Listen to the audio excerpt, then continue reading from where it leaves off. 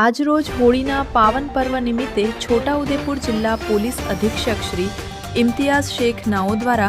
police Chhota Udepur ખાતે હોલિકા દહન કરવામાં આવ્યું, જેમાં જિલ્લાના પોલીસ અધિકારીઓ તેમજ કર્મચારીઓ પોતાના પરિવાર સાથે હાજર રહ્યા હતા